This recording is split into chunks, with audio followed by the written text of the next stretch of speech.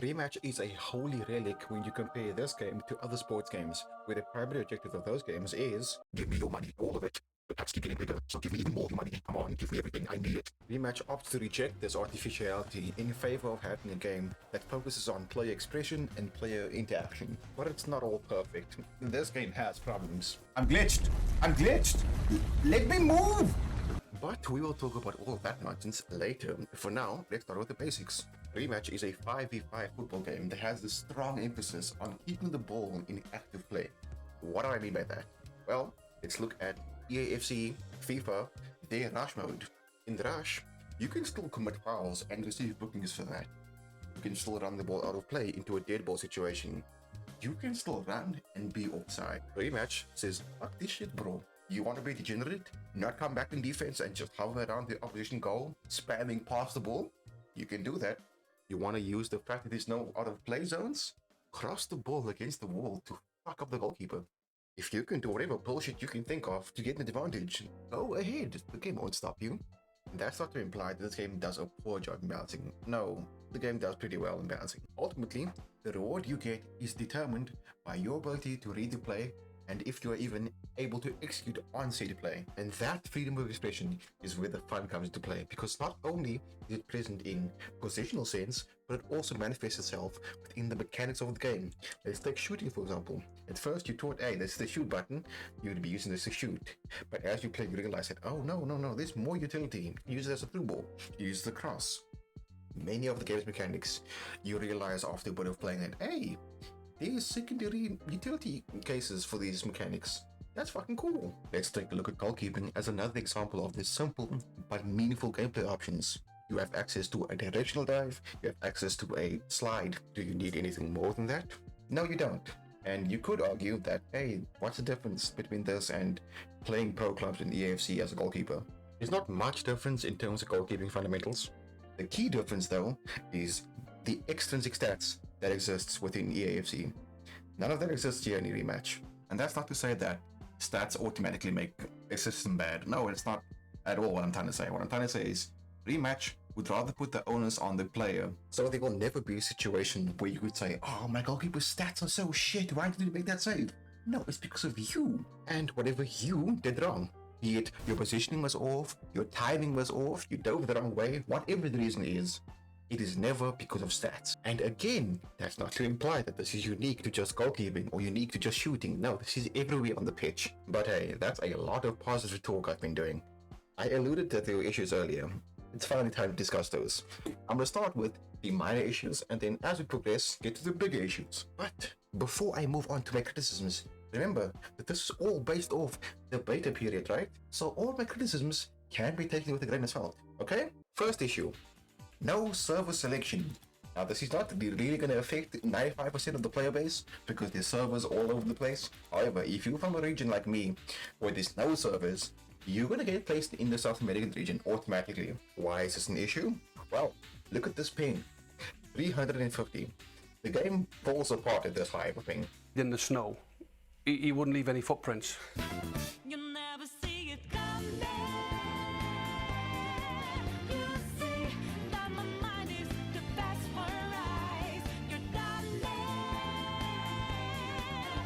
And this is what I mean by the game falls apart. You got Jesus Rematch over here just running through the air, not giving a damn.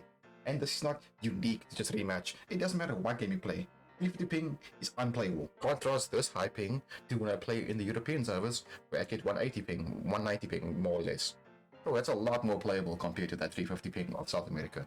And if you're wondering, okay, but like if you said this thing places you automatically in South America, how did you do it? A VPN, that's what I did. And that's where the issue lies in. The onus should not be on me to get playable ping.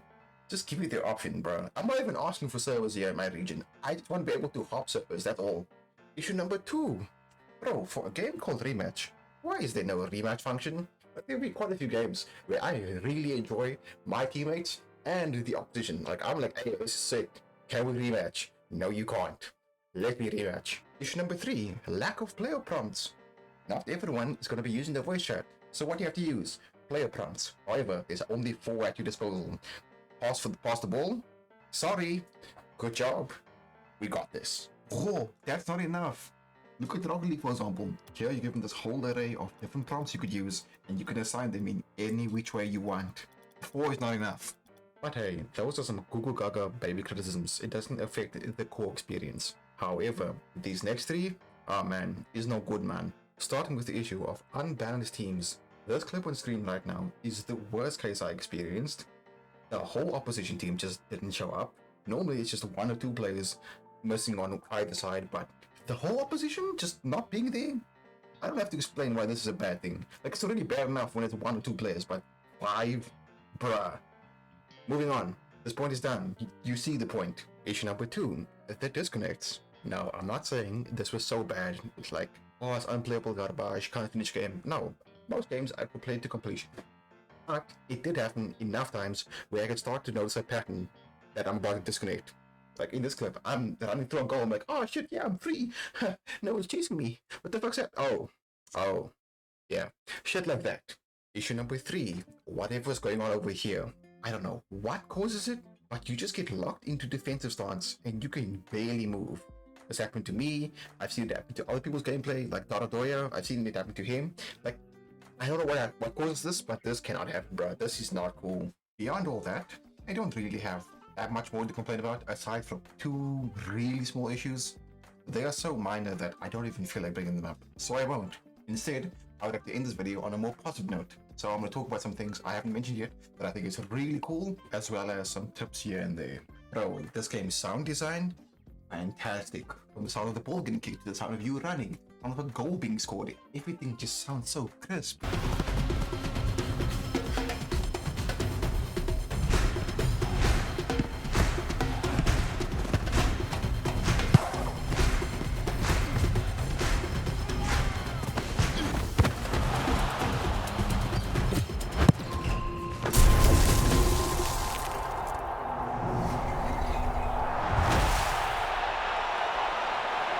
That is my shit right there, good sound design. Another thing I really like about this game is its aesthetics. This game is stylish. I like the bits of visual flair this game's got going for it.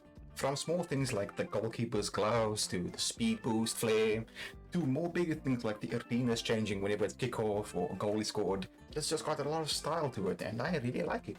Also, because this game is trying to be stylized and not going for ultra realism, you can see every individual wrinkle on the player's asshole. It's not going for that type of thing, right? It means that the game can be run on some lower end hardware. Just look at the PC requirements. It is not asking for much. Wait a minute.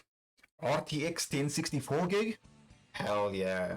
My favorite ray tracing card is clearly the P106M, bro. Gotta be one of my favorite GPUs of all time. Fuck yeah, dude. This joke sucks. I'm not gonna cut it though. I have 2 more things to say, and then I'll be wrapping up this video. Firstly, please learn how to become a sweeper keeper. This is not a full 11v11 game where you're gonna sit back in your nets and be like, oh, I don't have to worry. No, this is 5v5 or 4v4. It is mandatory that you become a sweeper keeper. Not only does it alleviate pressure, but it can also start an immediate counterattack. So please, do learn it for the sake of the team. You know what? No, I shouldn't say that. I shouldn't say for the sake of the team. No, I should rather say that the game itself has incentive that you become a sweeper keeper. Secondly, play as a team. I shouldn't have to say that, but because people want to clip farm and people think that, oh, Blue Lock is so funny. People don't always play as a team, and you should, because you will have a much higher success rate if you just played for the team. And that's not to say that, hey man, you know how to dribble and have fun. No, you can. Just don't be a dickhead is what I'm saying. And with that, that's pretty much everything I have to say on this game. Overall, I came out of this with a really positive experience. Like, yeah, there were a few issues, but it really didn't sour my experience of this game. And if you are interested in playing the game, there will be another closed beta from the 28th till the 30th of May, so I do recommend signing up. And that's that. Video complete. Sir Tyrant out.